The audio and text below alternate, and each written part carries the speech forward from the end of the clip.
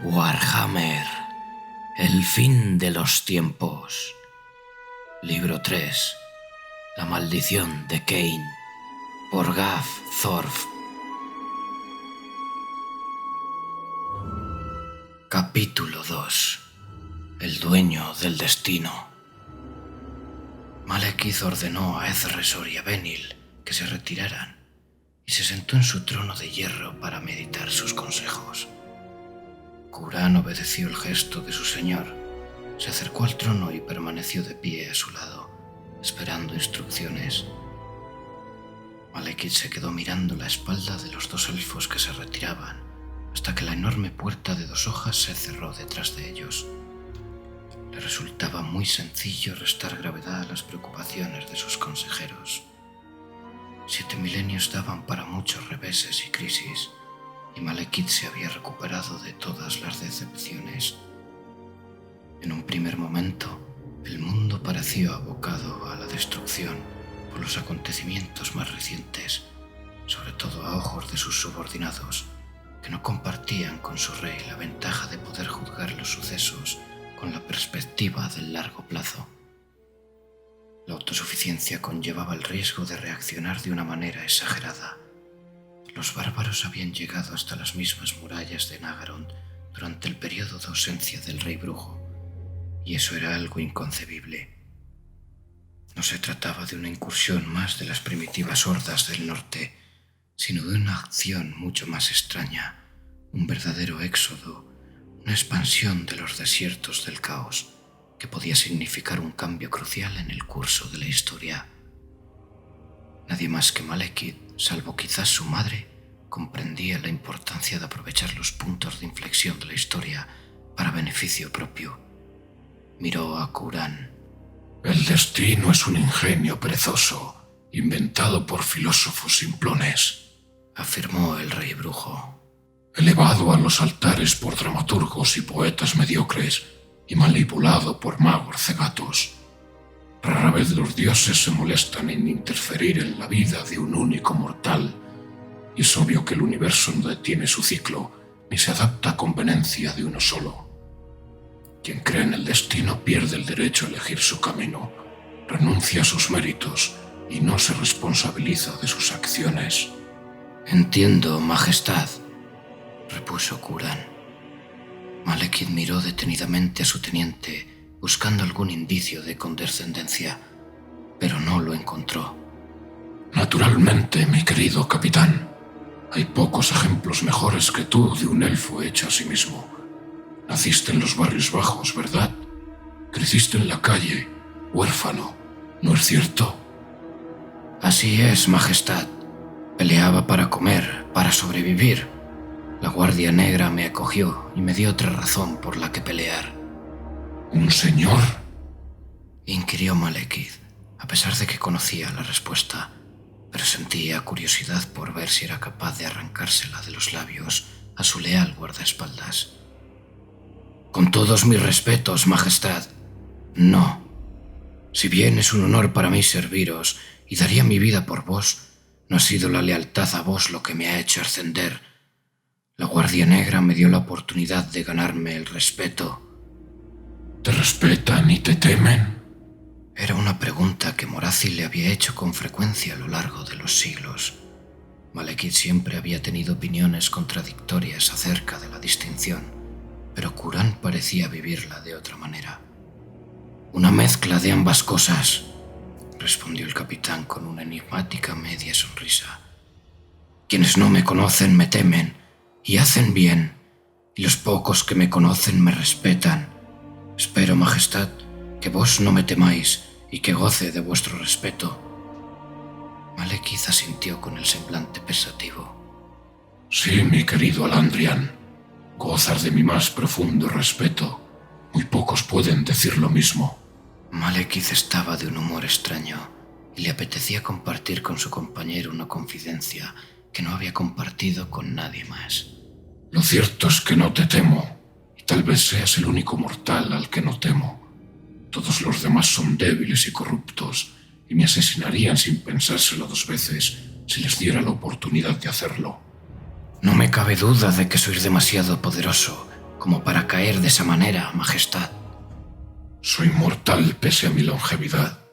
La mortalidad no es un temor menor, pues no puedo olvidar que no soy amado y que aquellos que me sirven, salvo tú, lo hacen por miedo y no por respeto.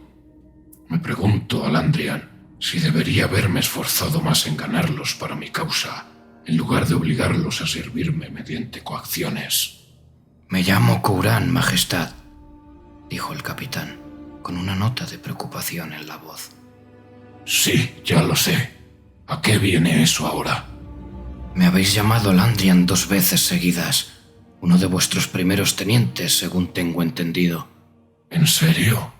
Malekith repasó mentalmente lo que había dicho, pero no pudo recordar llamar por otro nombre a su compañero.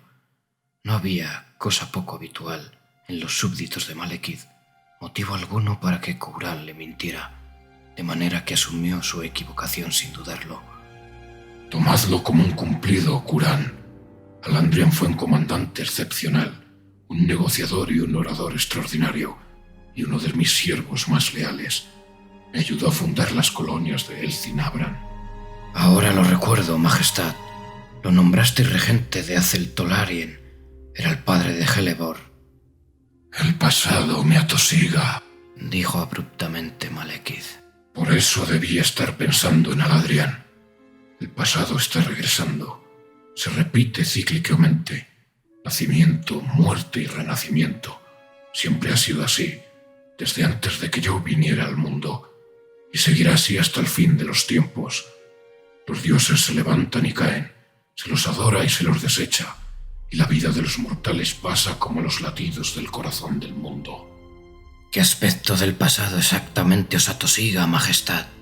Algo está cambiando, como el familiar olor de la sangre y del hierro candente. Los tiempos actuales me recuerdan a otra época pretérita. Hemos librado muchas guerras contra los hombres del norte. No es de extrañar que os asalten esos recuerdos cuando los bárbaros vuelven al sur. No son los hombres del norte lo que huelo, mi querido Kuran. Huelo algo mucho más antiguo y letal. El caos en su forma más pura. El portal se abre y el reino del caos se expande, contaminando el mundo. Los vientos de la magia están cambiando. La muerte envuelve el mundo. Malekith respiró hondo, y las llamas de su cuerpo se redujeron a brasas rojizas cuando suspiró. ¡Demonios, Kuran! Huelo el rastro de demonios.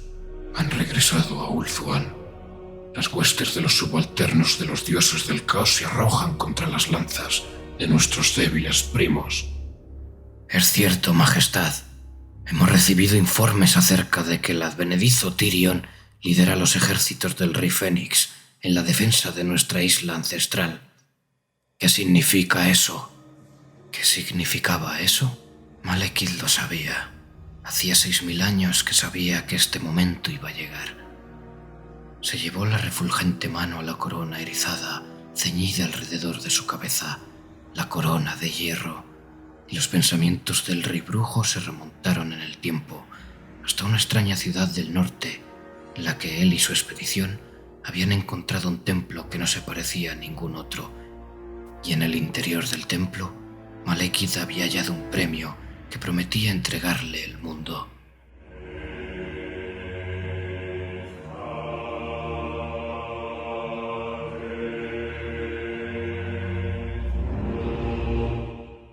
Siete figuras estaban sentadas en taburetes bajos.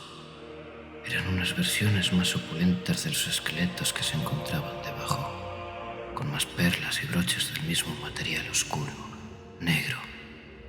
6 de ellas se sentaban mirando hacia afuera, cada una de ellas de frente a una de las líneas que estribaban el suelo, hasta donde alcanzaba la vista de Malekith.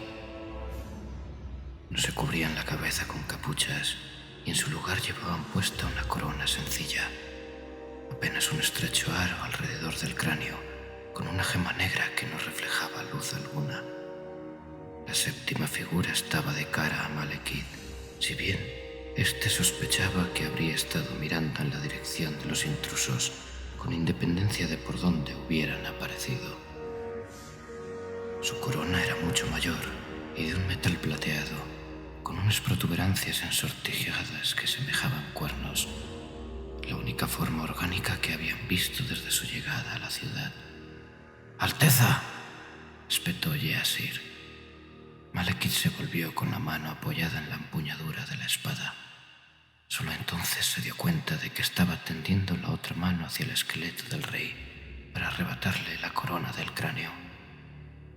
Malekith no recordaba haber atravesado el estrado y sacudió la cabeza, como aturdido por un golpe recibido. «No deberíamos tocar nada», dijo Yeasir. «Este lugar está maldito, por los dioses, o quizás por algo peor». Malekith se echó a reír, y las carcajadas sonaron ahogadas y apagadas, despojadas del eco de sus gritos anteriores. «Creo que este rey ya no reina aquí», repuso Malekith. «Esta es la señal que estaba esperando, Yeasir. ¿Qué declaración más elocuente sobre mi destino podría hacer? Imaginadme regresando a Ulthuan con esa corona ceñida en la cabeza, un objeto de un tiempo anterior». «¿Anterior a qué?», preguntó Yeasir. «Anterior a todo», respondió Malekith. «Anterior al caos, a la reina eterna, a los mismísimos dioses. ¿Es que no la sentís? ¿No sentís la antigüedad que impregna este lugar?» «La siento», dijo gruñendo Yeasir. «Habita aquí un mal antiguo. ¿No lo percibís vos? Insisto en que este lugar está maldito». «Estabais dispuesto a seguirme hasta la puerta del caos», le recordó Malekith a su capitán. «¿Preferís que dejemos aquí este tesoro y continuemos el viaje hacia el norte?» Yeasir masculló una respuesta ininteligible, pero Malekith quiso interpretarla como que su capitán le daba su beneplácito. Si bien el príncipe no necesitaba el permiso de nadie para coger todo aquello que se le antojara, la magia lo había guiado hasta allí, y Malekith sabía que era por una razón. Ya hubieran sido los dioses o la voluntad de otro ente lo que le había conducido hasta aquel lugar. Su destino siempre había sido encontrarse ante aquel rey prehistórico y arrebatarle la corona. Malekith sonrió y levantó la corona del cráneo del rey muerto. Era ligera como el aire y la alzó sin dificultad alguna. «Ya la tenéis. Ahora vayámonos», dijo Yeasir, con la voz trémula por el miedo. «Tranquilizaos», le dijo Malekith. «¿No me da un aire de rey?» El príncipe de Nagarythe se ciñó la corona en la cabeza y el mundo a su alrededor desapareció. Un caleidoscopio de colores que entrechocaban rodeó a Malekith y le invadió una contradictoria sensación de estar alzándose en el aire al mismo tiempo que se precipitaba por un abismo sin fondo. La cabeza le daba vueltas y sentía un cosquilleo en la piel. Estaba embriagado por la sensación y todo su ser palpitaba y vibraba con una energía desconocida. Transcurridos unos instantes o una eternidad, Malekith había perdido la noción del tiempo. Los remolinos de colores comenzaron a fusionarse a su alrededor y compusieron un paisaje horripilante sobre el que flotaba el príncipe elfo. Los cielos bullían con fuego y nubes negras, y abajo se extendía hasta el infinito una llanura arcana, el reino del caos. Malekith divisó a un lado un jardín interminable, abandonado y en estado de descomposición, poblado de sauces mustios y hierbajos cetrinos. Un miasma de niebla y moscas flotaba sobre los bosquecillos de árboles inclinados, invadidos por la maleza, y ríos de pus borboteaban entre frondas de hongos pringosos y montones de cadáveres putrefactos. Los pantanos bullían, los pozos de alquitrán burbujeaban y arrojaban gases al aire viciado. En el centro de la corrompida ciénaga se erigía una mansión de proporciones titánicas, un edificio imponente aunque destartalado, con los muros desmoronados, la madera carcomida y la pintura descascarillada. Los bloques de piedra derruidos descansaban sobre otros agrietados. La construcción tenía las vigas combadas y estaba invadida por la hiedra. Un centenar de chimeneas y gárgolas con figuras grotescas escupían gases y vertían icor por las tejas rajadas y la paja podrida del tejado. Demonios de la muerte y de las plagas erraban desgarbadamente en la penumbra, envueltos por la niebla. Algunos eran unas enormes criaturas abotagadas, con las carnes purulentas y la piel marcada por la viruela. Otros eran bestias viscosas con forma de babosa, con numerosos tentáculos que segregaban mucosidad tóxica. Una multitud de ácaros con forma de divieso escarbaba los muros y los tejados de la fortaleza, mientras que una legión de demonios ciclópeos, cada uno con un cuerno resquebrajado, deambulaba por el jardín profiriendo gruñidos ensordecedores. Malekith apartó la vista de aquella asquerosidad mísera y la dirigió a una ciudad portentosa, construida con espejos y vidrios resplandecientes. De su superficie irradiaban arcoíris traslúcidos, aunque no transparentes, que fluctuaban con los remolinos de la magia.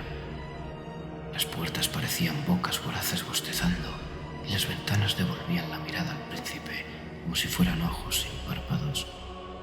Llamas multicolores ardían en los chapiteles de torres esbeltas y arrojaban chorros de chispas al suelo que se extendía debajo.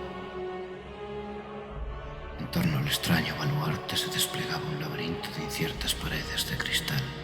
Los caminos sinuosos que delineaban se entrecruzaban unos por encima de otros o confluían en dimensiones invisibles, mientras que las distintas partes del inmenso laberinto quedaban unidas por unas puertas huecas con unos dinteles arqueados de fuego que centelleaba en azul, verde, púrpura o un color que no estaba hecho para los ojos de los mortales.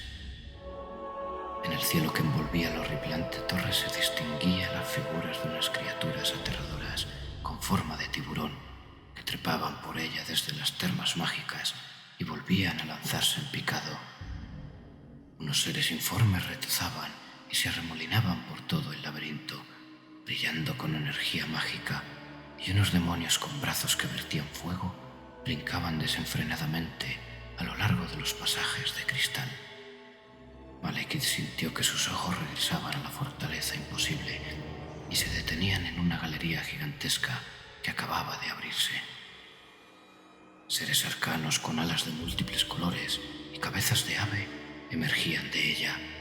Iban ataviados con unas togas brillantes de color rosa y azul, y en las garras blandían unos palos retorcidos. Una de las criaturas se detuvo y levantó la mirada hacia Malekith. Sus ojos eran como pozos de locura sin fondo, como océanos insondables de torbellinos enérgicos que amenazaban con arrojar al príncipe a las profundidades de la eternidad.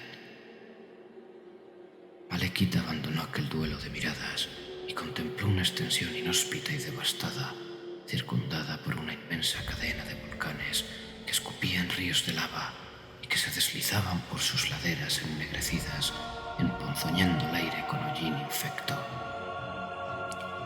En la roca desnuda de la ladera se habían excavado unas murallas descomunales, unos gigantescos bastiones del terror de los que colgaban cráneos y en cuyas almenas semiderruidas ondeaban mil veces miles de andartes bermellones.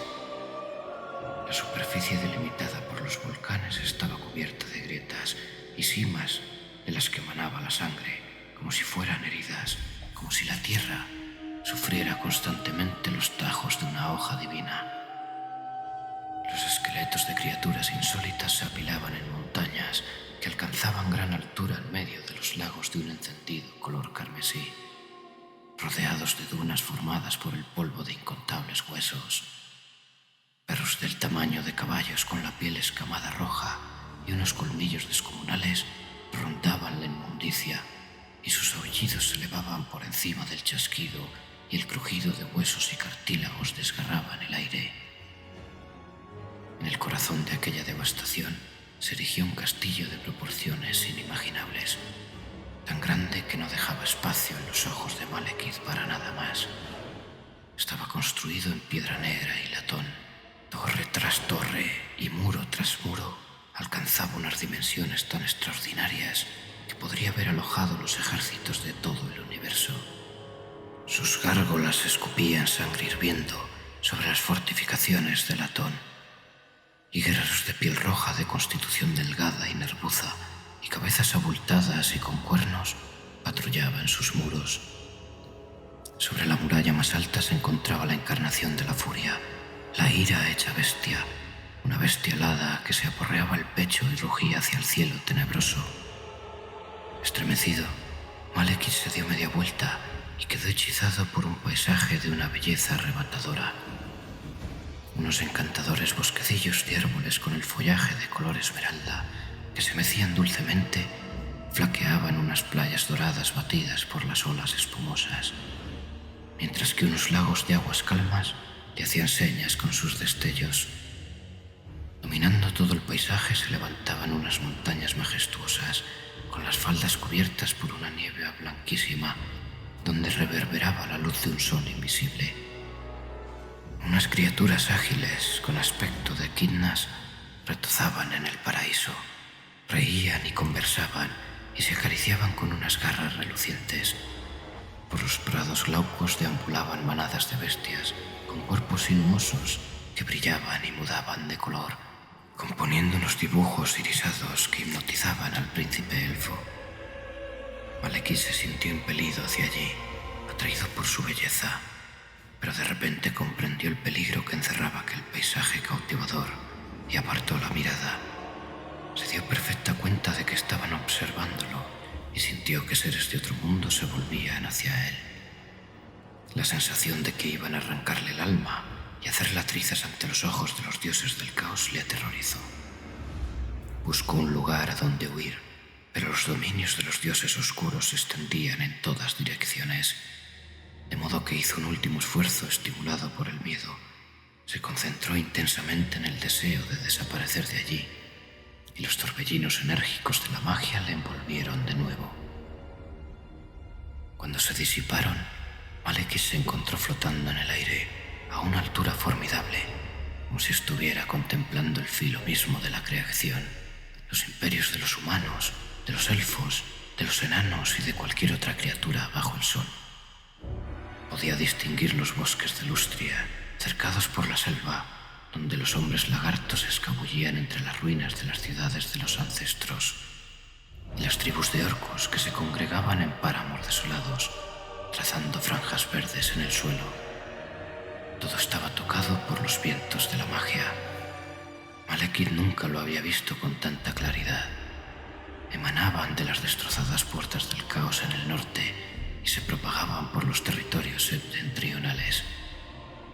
El príncipe vio el vórtice de Ulthuan, un enorme remolino que drenaba la energía del mundo, y vio pozos de tinieblas y montañas de luz cegadora. Entonces todo cobró sentido para Malekith. El mundo se desplegaba ante él y lo veía como quizás solo su madre lo había visto antes.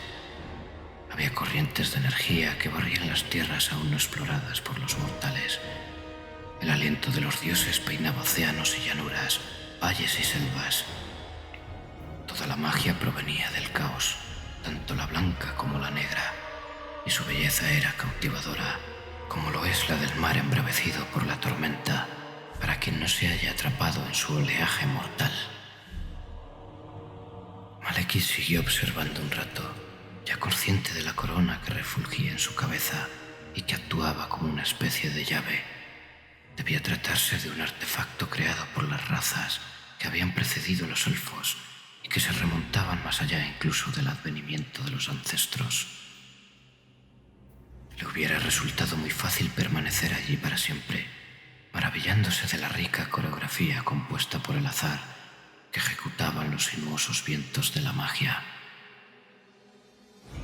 Podría haberse pasado una eternidad escudriñando sus fluctuaciones con la corona ceñida en la cabeza, y aún así no habría desentrañado todos sus secretos. Sin embargo, algo le acuciaba, una sensación en el fondo del alma que amenazaba con sacarlo de sus ensoñaciones. Malekith reunió toda su fuerza de voluntad para dominar la corona de hierro y regresó al mundo de los mortales. Gracias al poder de la corona, Malekith podía ver las fuerzas mágicas que mantenía unidos a los esqueletos y las primigenias órdenes que ardían en sus cerebros huecos, de modo que ordenarles que detuvieran su ataque fue de lo más sencillo. A continuación, con otro pensamiento, el príncipe los devolvió a su estado de letargo eterno. Sobre su cabeza y por toda la cámara proliferaban los arcos dorados y las columnas resplandecientes, invisibles para todos los demás. La conciencia extrema que le proporcionaba la corona le permitía apreciar la magia de esos arquitectos prehistóricos de la ciudad, las galerías sinuosas y los balcones en forma de arco, construidos por fuerzas místicas hasta entonces desconocidas incluso para él. Por eso la cámara se mantenía ajena a otras magias, pues contenía su propia energía, mucho más poderosa que los vientos de la magia. De igual modo que el aire no puede atravesar objetos sólidos, los vientos de la magia no encontraban un resquicio por donde introducirse en una cámara que rebosaba fuerzas sobrenaturales. Ahora, obsequiado con la clarividencia que otorgaba la corona, era imposible predecir hasta dónde llegaría el príncipe de Nagarite con el dominio del poder del caos. La corona era una llave que abriría las puertas a Malekith de unos hechizos que dejarían en nada la brujería de Saferi. ¿Acaso no había visto con sus ojos los dominios de los dioses del caos? ¿Acaso no los había retado en su propio reino y había salido airoso? La euforia se apoderó de Malekith, una euforia mayor que la que le había provocado cualquier triunfo anterior. Su madre le había advertido que el caos era más peligroso de los enemigos, de que el peligro que encarnaban los orcos y los ejércitos de hombres bestia era una nimiedad comparado con las legiones de demonios que acababa de ver.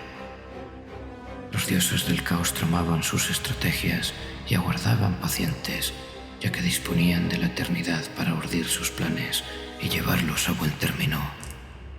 Malekith había advertido el aumento paulatino del poder de los dioses del caos durante su estancia entre ellos, y había comprendido que el vórtice que protegía a los elfos no duraría siempre. De pronto, Malekith lo vio claro. Los hombres del norte eran vasallos de los dioses oscuros, y su prosperidad y expansión estaban interrelacionadas con la de sus inefables amos. Podía llegar un momento en el que el baluarte del vórtice fallara y las hordas del caos se desparramaran por el mundo. Ulthuan no estaba en absoluto preparada para un acontecimiento de tal magnitud. A Bel-Shanar ni siquiera podía pasarle por la imaginación plantar cara a una amenaza así. A Malekith le resultó obvio que solo él, con el poder que le otorgaba la corona, disponía de los medios para proteger a los elfos de su peor maldición. Lentamente y haciendo un esfuerzo descomunal, Malekith se quitó la corona que le rodeaba la cabeza. Los fastuosos elementos arquitectónicos mágicos desaparecieron de su vista, y el príncipe se encontró de nuevo en la misteriosa cámara subterránea de la ciudad prehistórica. Los guerreros Nagarothi se apelotonaban en derredor de su señor, escudriñándolo con los ojos rebosantes de asombro y temor. Malekith sonrió. Ahora sabía qué debía hacer.